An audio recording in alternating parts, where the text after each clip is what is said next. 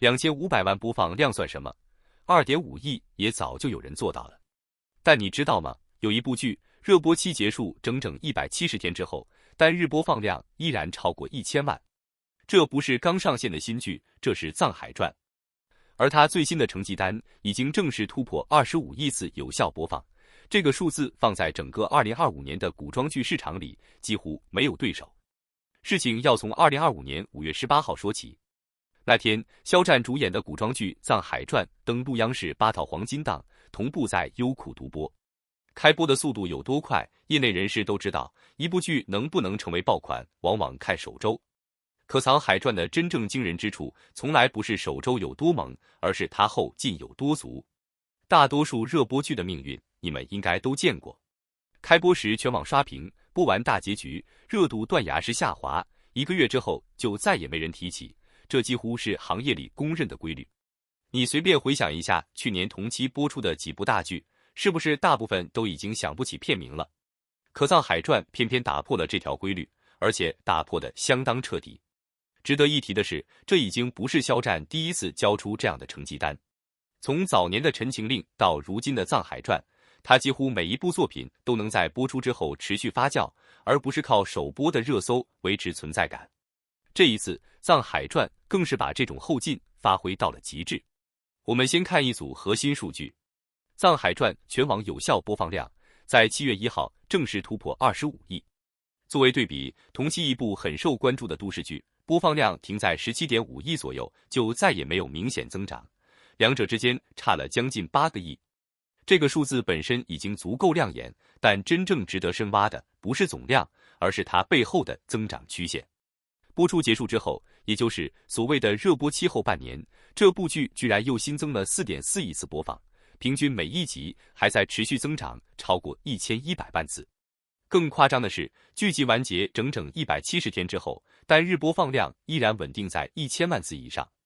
这是什么概念？很多新剧首播期的单日播放量都未必能摸到这个数字。这意味着什么？一部已经过气了大半年的剧，播放量增长速度比很多正在热播的新剧还要快。用行业的话说，这叫长尾效应。但像《藏海传》这样陡而不断的长尾曲线，说真的很少见。业内一般认为，剧集播放量会随时间自然衰减，能维持平稳已经算优秀，而《藏海传》却是逆势增长，这在过去几年的古装剧市场里几乎找不到第二个例子。也正因为这样的长尾数据，《藏海传》在多个权威榜单上都拿到了年度冠军的位置，无论是猫眼、云和还是灯塔，这3大数据平台的年榜第一，它全部收入囊中。要知道，一部剧能同时拿下3个平台的年冠，本身就已经是行业里的稀缺现象，更别说这些成绩，很多都是在热播期结束之后才慢慢累积出来的。换句话说，这部剧不是靠首播冲出来的数据，而是靠一整年的稳定表现，一点一点把年冠给熬出来的。如果说国内市场的数据已经足够说明问题，那这部剧在海外的表现才是真正让人重新认识它的地方。《藏海传》登陆了迪士尼旗下平台，覆盖全球190个国家和地区。在权威评分网站 IMDB 上，它拿下了9.5分，这是华语剧在这个平台上的历史最高分，还入选了全球100大电视剧榜单，排在第53位。你要知道，能挤进这份榜单的作品，大多是欧美一线制作，一部华语古装剧能站上去，本身就是一种破圈。而在日本，这部剧同样交出了漂亮的成绩单。开播第2天，它就登顶了日本 WOW 平台的点播人气总榜第一，同时拿下亚洲电视剧榜单第一。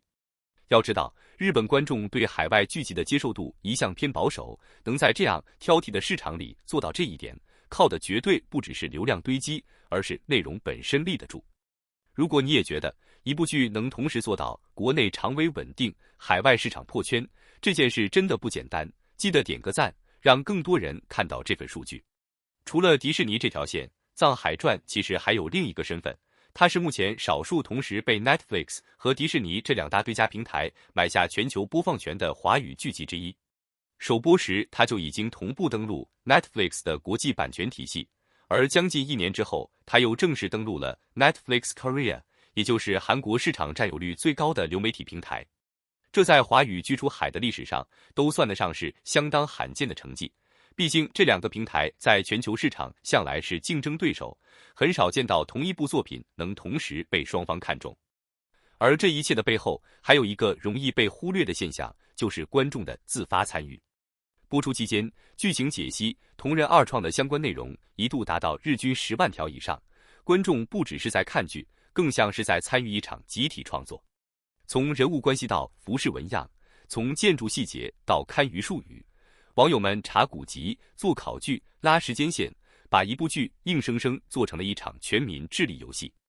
这种深度参与感，恰恰也是长尾播放量能持续走高的隐藏推动力。毕竟愿意反复研究细节的观众，才会一遍又一遍地回看。评论区告诉我，你觉得《藏海传》能做到这种成绩，靠的到底是内容本身，还是肖战个人的号召力？说到底，《藏海传》这部剧真正值得研究的，不是它开播多火，而是它为什么这么久都没凉。第一，是内容本身经得起时间考验。这部剧融入了超过18项非遗元素，从榫卯营造技艺到堪舆之术，这些细节让观众愿意反复观看，甚至自发做剧情考据。这才是长尾播放量的根本支撑。毕竟没有内容深度，再多的营销也撑不起半年后依然增长的数据。第二，是海外市场的持续渗透。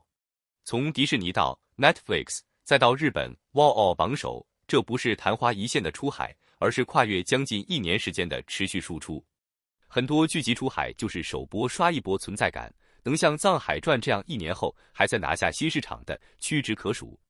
第三，也是最打动人的一点，是肖战本人。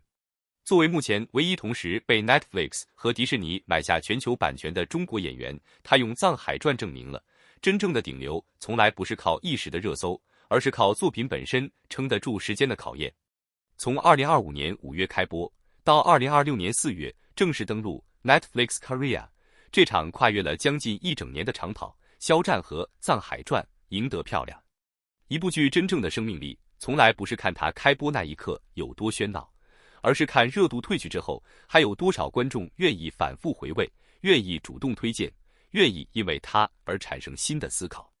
很多所谓的爆款剧，依靠的是短时间的话题营销和热搜曝光，播出期间声势浩大，却很快被下一部作品取代，留在人们记忆里的，往往只是几个高光片段，甚至一句流行台词。而《藏海传》却走出了一条完全不同的道路，它没有依赖短暂的流量狂欢，而是凭借扎实的剧情、立体的人物塑造、细腻的情感表达以及精良的制作，让观众在故事结束之后依然愿意不断重温和讨论。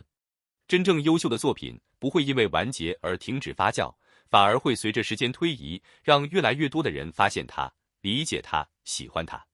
当25亿播放量、3大平台年度冠军，海外横跨迪士尼与 Netflix 2大国际平台持续热播，这些耀眼的数据汇聚在一起时，他们所证明的早已不仅仅是一部剧的商业成功，更是一部作品内容价值和文化影响力的体现。